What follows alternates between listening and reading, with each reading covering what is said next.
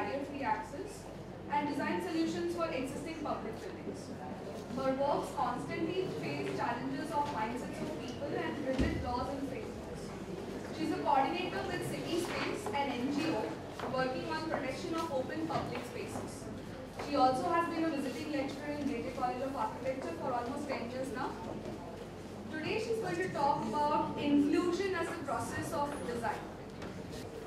Actually, following up on such fantastic presentations, especially Pitka's and now more recently about the spaces, I hope we can make an equally lasting impact.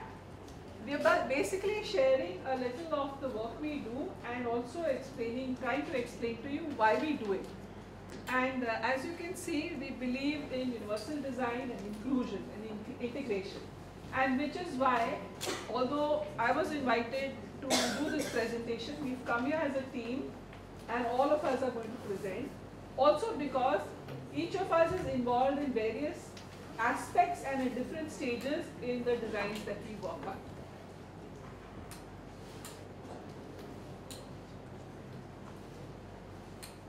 We view the universal design as a merging of green design and of accessible design.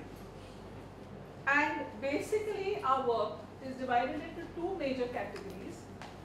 Spreading this knowledge, whatever we get through our practice, which will be in the form of workshops or other such means, articles, maybe talks, etc. And the other is the actual design.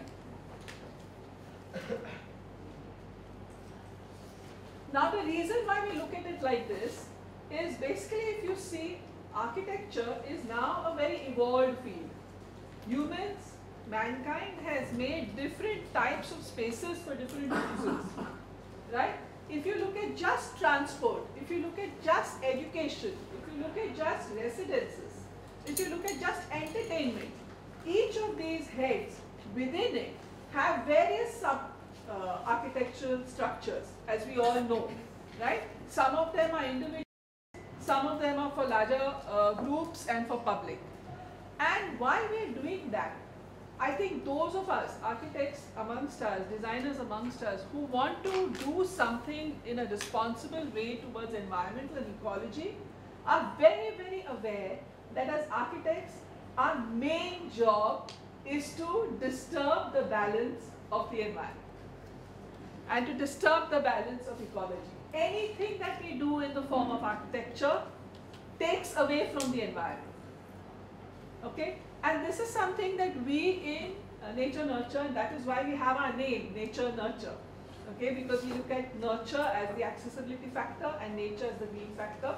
And each nurturing of nature and nurturing that which is natural. So therefore Nature Nurture. So the thing that we struggle with is, what do we do when we take away? So firstly, in our whole process of taking away, we try to be as responsible as possible. So we would, in our choice of materials, in our method of construction, in what we actually put up, in all of these we try to be responsible. And the other part, the accessible part is, in the event that you put up any architecture, if you make it usable to maximum number of people, then you're in a way justifying why you've taken away from nature. So to give you an example of that, I would like to present to you one of the things we did very recently, which was the accessibility audit of the National Gallery of Modern Art, NGMA, which is at Kalaghoda.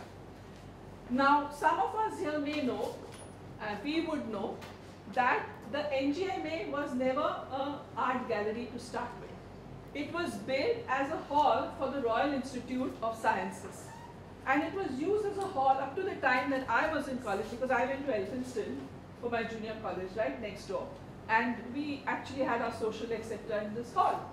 And it was basically a heritage structure which was slowly going towards ruin.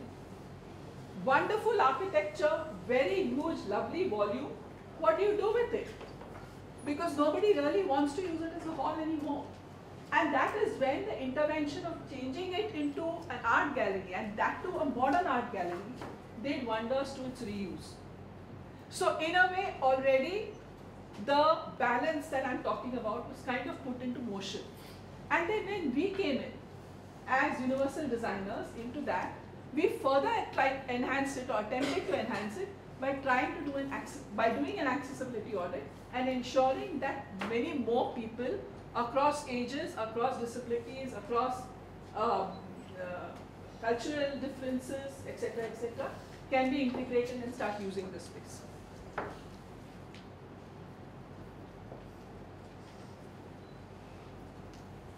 So what sets us apart, I've just already explained that to you, is that we would not only look at these two aspects, but even in the process of looking at these aspects, and something that Sonam has presented in the morning, unfortunately we missed the presentation. And let me say at this point, Sonam has been involved very closely in some of our efforts, and I'm really proud for having her on our team at various times. What we try to do is also kind of cater our designs to the needs in India. For example, when you're looking at ramp access, we would not be looking just at wheelchairs, but especially in small towns, we'd look at the use of tricycles. Because tricycles is a means by which a lot of persons get by when they have mobility issues.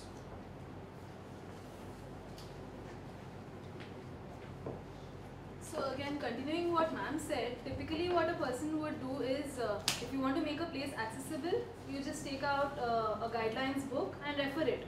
So we all know ADA, American Design Association. They have been the pioneers in accessibility guidelines.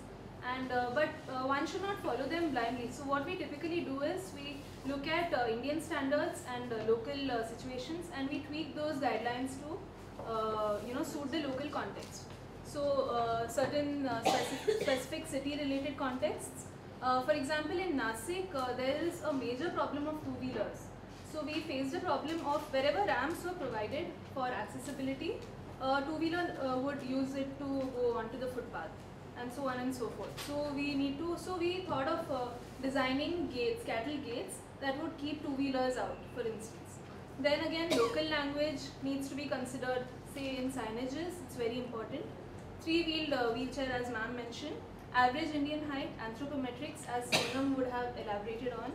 And of course, economic equivalence in India, it's so very important. We cannot compromise on quality, but it has to be sasta and tikau. So we need to consider that. And psyche of users, which is very important. Say, for example, the recent skywalk that has come up at Nana Chowk, if you look at it, now they are doing a piecemeal job of putting aluminium partitions to give privacy to the buildings that are near it. Now, why wasn't this thought of before, and why wasn't this researched before building the skywalk?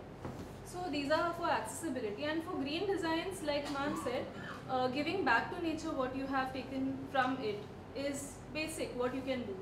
Alternate technologies, rainwater harvesting, solar energy, they have to be used. Local methods of construction, local durable materials. Now this does not mean that if I can build a rammed earth wall in Auroville, I can build it anywhere. Now that doesn't become the most sustainable. We have to see what works the best in terms of sustainability. And then design around existing site conditions and topography. Now cutting and filling recklessly without paying attention to the drainage on site doesn't work. Also preserving existing flora and planting indigenous species. Now we have this fancy thing of planting exotic palms everywhere. It may look very beautiful, but it destroys our ecosystem in many ways that we don't even know of. So indigenous species play an important role. That's it. To take you through some of the designs that we have done to try and balance these two, I would like to have you look at the Kannala Bird Sanctuary. This is a project that we did for MMRDA, as it was a research-based project. Kannala Bird Sanctuary, as you may or may not know, is the only wooded bird sanctuary of India. All the others are wetland sanctuaries. So by that, its fact itself, it becomes very unique and therefore deserves to be conserved. Also, it has architectural heritage over there. The Kannala Fort is the highest point of that area. And also, funnily, although it can only hold a garrison of 25 soldiers when it was used as a fort, all the rulers of this area have fought for and conquered it. And the reason for that is it has a wonderful rock formation, funnel rock formation on it, which makes it visible from all the areas. In fact, I've trekked up to Kanara many times, and on a clear day, you can see the gateway of India from there. So you have very good view of the whole area, and it was used as a signaling post. So it was a very, very important place. The other things that look at, okay, before I go on to that, now I was not the only one who realized that the Kanara bird sanctuary needs to be conserved. Everybody in India obviously was aware of it, and the government authorities were clearly aware of it. The Ministry of Environment and Forests had decided to realize that, especially with Panvel, and the harbour line extending till here, this was 10 years ago, 15 years ago, when that happened, the MOEF realized that there's going to be a lot of population explosion in these areas, and therefore they decided to increase the area under the bird sanctuary, protected area, from about 4 square kilometers to 12, so tripling it. And the government of Maharashtra also decided to do its bit and buffered, which is one of the wonderful things about this area. Very few conserved areas have buffers, green buffers in India, but Kanara does. And the buffers are in the form of RTDZs, that is Recreation Tourism Development Zones. And both these attempts were put in place. When I came in and started looking at the research, the things that struck us, our team, is that firstly, that area is on the Mumbai-Goa National Highway, so a lot of thoroughfare. There are lots of active NGOs in that area. Yusuf Mehrari Center from pre-independence, and also Jan Hit Vikas Samiti, which is a Catholic-based organization, both working with tribals. So a lot of education within the tribals, a lot of agro-products coming to the fore. You also had a lot of general education systems very good. So you had now a generation of people who at least 10th pass, both men and women. The demographics showed that. And they don't want to go back into sustenance farming, which is the occupation of that area. When we looked a little more into it, we realized that the MTDC, let's look at the,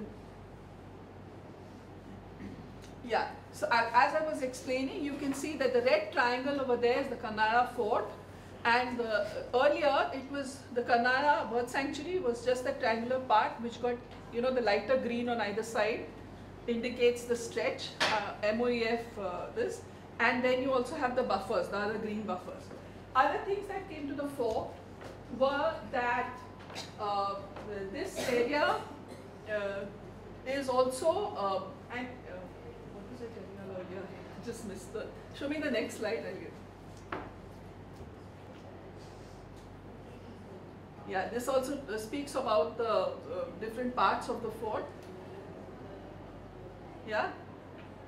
Yeah, so when we went into the research, we realized that the MTDC already had a scheme in place which could be used here, and which was the bed and breakfast scheme, okay, which allows the any existing structure to just give one part of its structure out for bedding and breakfast. The general tourism in this area was all green related, trekkers, botanists, bird watchers, etc. So what we put down was a scheme by which the villagers over there built one extra room to their house and put it under the MTDC B&B scheme.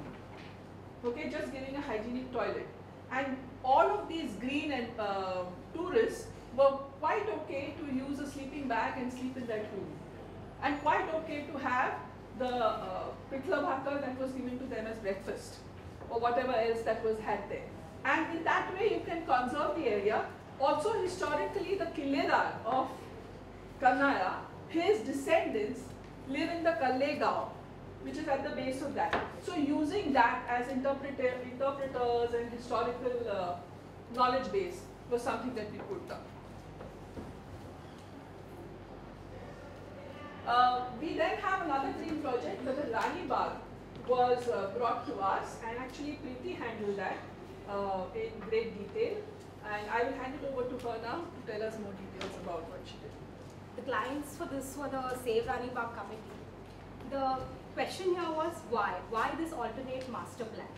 And in order to come to that, it's very important to understand what does Rani Bagh signify. Rani Bagh, which is also popularly known as the Baikala Zoo, is a very important part of the city.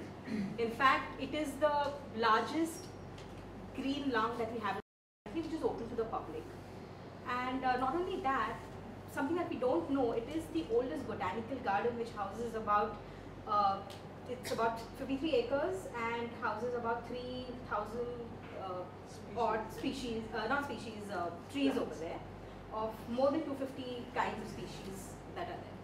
So one fine day, the government, the MCGM, comes up with an idea of developing this and converting it into a zoo of international standards. Now, how does this translate? It meant that they would get various animals like the polar bear and convert the existing land into various regions wherein the climate would be artificially controlled, and these animals would be housed there. It was very obvious that a huge amount of money would be spent in this endeavor. That was something close to 600 crores. Now, what happens after this plan is put into action? The first thing is that you cannot completely take this as a blank canvas, which would mean you're completely destroying the land and getting your new plan into action. And secondly, a place which sees a footfall of around 30,000 people on a weekend with nominal fees of 5 rupees and free for students would now have to pay something to the tune of 500 rupees, because this would take the form of an amusement theme park. Now, these two things were not acceptable, and that is why there was this group of local people who have been going to the garden since they were kids, decided to protest and come up with an alternate plan, which was done with one viewpoint, that was to explore the potential of the Rani Bagh and what is the direction that the development here should take place.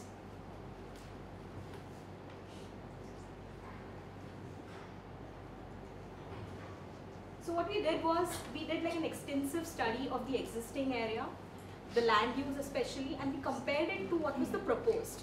As you see, there are these various green pockets with a very, very strong network of pathways, and as opposed to this, you have another plan where there are very few pathways but larger chunks of land, which are mainly assigned to animal holding areas, and the green has decreased dramatically.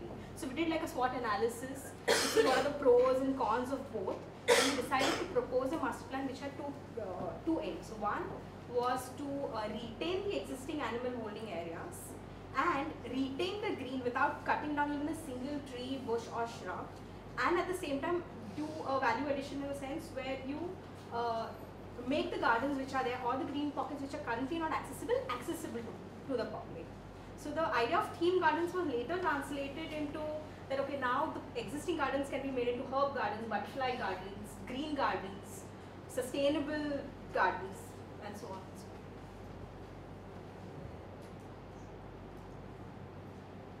This was the process, the design process that was adopted, and the study.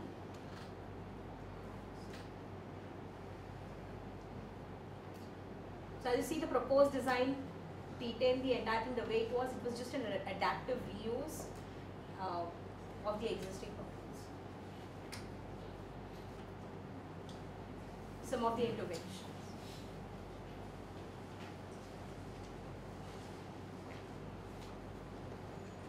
Another very interesting project we did was trying to make the Nasik city accessible, universally accessible, especially to all disabilities. And one of the areas we addressed was the Ramkund. We're just looking at the one area here because it's in another flavor of design. Ramkund, as many of us might know, is a very, very important pilgrimage site, and is especially important for practicing Hindus because that's one of the areas in this region where Asti Visarjan takes place. After a person is no more, his or her ashes are taken there and immersed. And Ramkund is something that has grown organically. That is a place where the river Godavari does a turn at right angles, and that is where the 3 kunds have been placed. Typically the Ram Kund in the center with the Sita Kund on one side and the Lakshman Kund on the other side, just as we see the 3 standing, okay, in most this thing. You'll have to, bad girl, you'll have to give us some more time.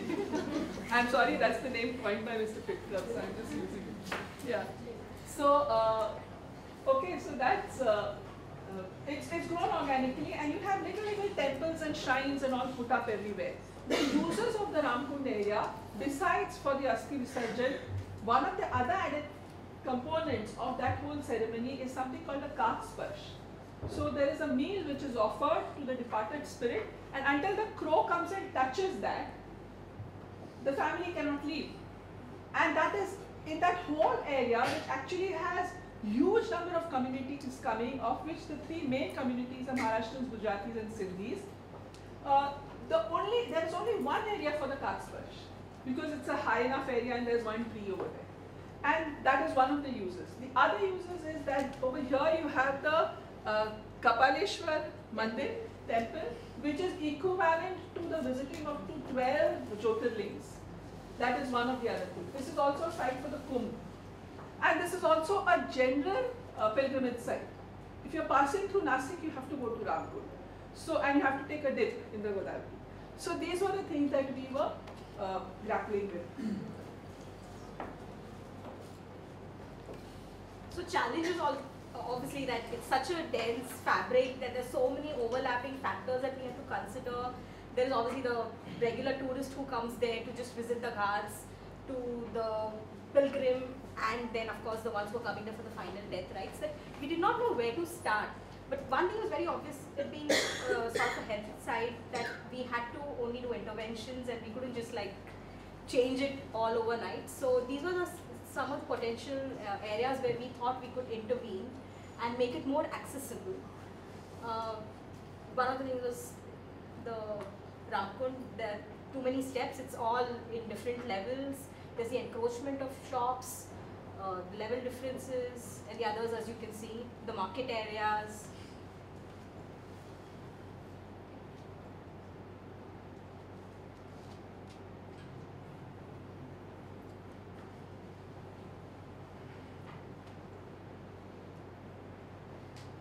There's an archway where there are no changing rooms, so you can imagine people are just changing anywhere. And though there is a changing room which is on like the second floor of that building, it is not really accessible because people would rather just change outside than go all the way up. So we came up with a solution where you could have these temporary enclosures right where it was into the existing structures on that level itself, so that it would be more accessible.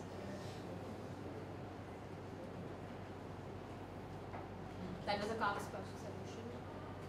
So creating more areas for Kak Sparsh. Yeah, creating more areas for Kak Sparsh. Because the current area was again on a higher story with just a very tight spiral staircase leading to the top. And it being one of the sensitive rites, it was impossible for a lot of family members to really be a part of it.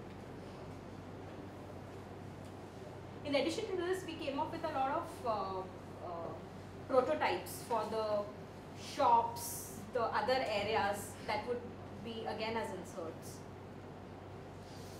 About the solution 6, actually we were called to do this project by an organization called Able India Foundation, which consists of 4 wheelchair users, of which 2 are quadriplegics and 2 are paraplegics. And one of the things we realized, and some of our team members themselves shared with us, is if you have a mobility issue, you can't take a dip in the Godavari.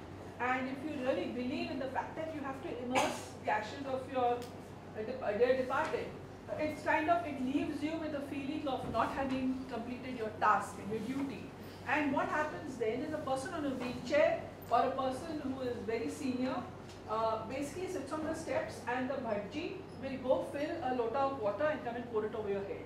So instead of doing that as the token, we came up with this, because there's already a fountain existing there which is used. So we thought, since that is an accepted norm, then we can kind of revisit that and look at giving that as a possible solution. Yeah. This is something that we are working, it's in the pipeline right now, but we've been approached to make toilets for municipal schools within interior Maharashtra, and this is what we are looking at. Rama, So in the existing, we've started with a block at Kadao Municipal School, and in the existing scenario, there are 2 blocks for girls, one for boys, and one separate at a distance for the staff. And all of them are in extremely pathetic condition. No security, because firstly in rural schools the toilet blocks are outside the school. So that is a major security issue, and also they were not maintained well at all. So what we thought is we should create one block, one toilet prototype which is completely accessible, and provide the staff toilets as well along with the girls and boys, so that increases the security in that area.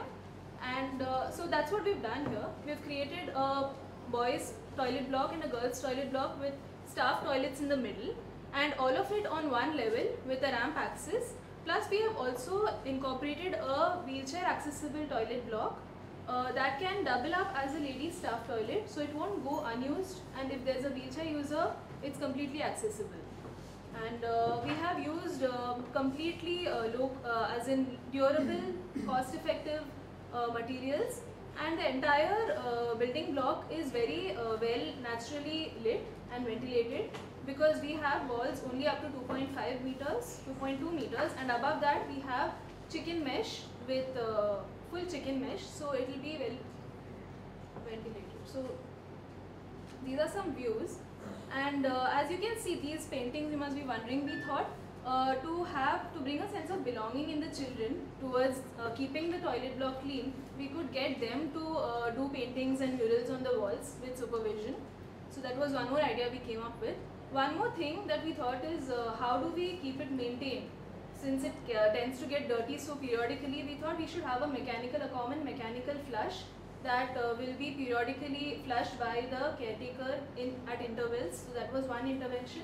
And another thing is, in accessible toilet blocks, we usually give an electric bell in case of emergencies.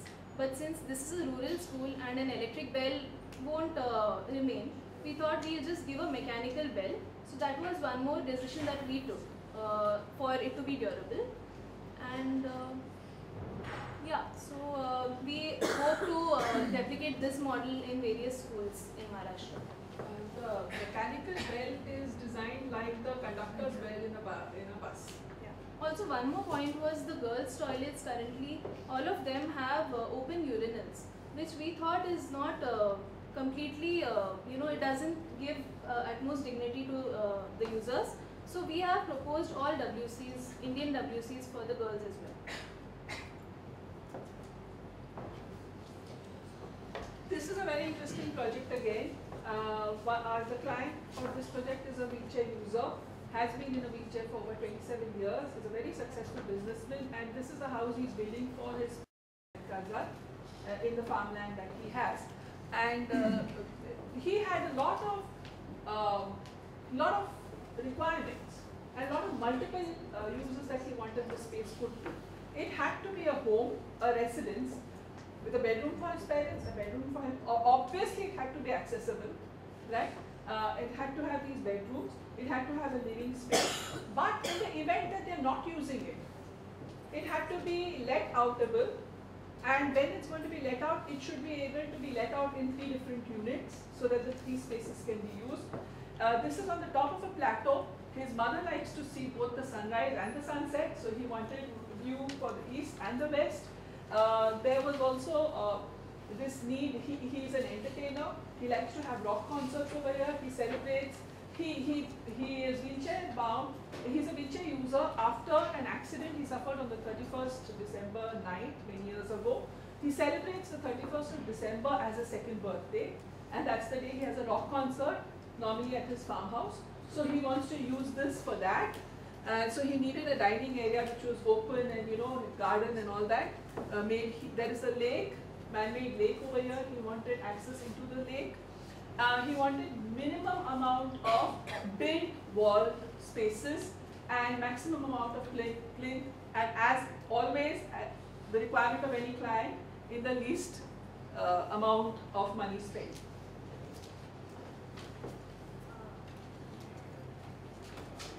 So the plan is a very open and flexible plan, since he had a requirement of opening up the space as and when he had parties. So we have an open dining space that connects to a dorm that accommodates around 10 to 12 beds, and we have a pantry, since he already has a restaurant a little way down, so the food gets cooked there and heated over here. We do have an accessible toilet, And at the back we have a bedroom for him and one for his parents, and which he will let out as and when he needs to rent out. If I explain here, each of these bedrooms are separate. Yeah. So they can be let out separately, and the dorm can be the living space for the home when they're living as a family. And again, that area, if only both the families, both the him and his parents are there, and this part is being used, it is still separated, so it can be used private. We also have a garden at the back that comes between the bedrooms, and a sit-out space under the roof over here, and also an open garden for barbecue and hangout space, general hangout space, etc. Also on the mezzanine we have a viewing deck that goes up through a winding staircase, and a loft for the water tank, and a mezzanine for the dormitory that also hosts some beds, and it all overlooks a lake. So in terms of these are some of the views. In terms of materials, we have used exposed brick as a construction material, and it's all the roof is at 3 levels, Mangalore tile, and it's completely accessible. So there's also an outdoor shower that connects from the bedroom bathroom. Yeah. And this is the stage of work that's happened on site. So, and it's an RCC steel composite structure because that was working out to be most cost effective. So These are some of our and these are some of our other projects. So that's basically what we do.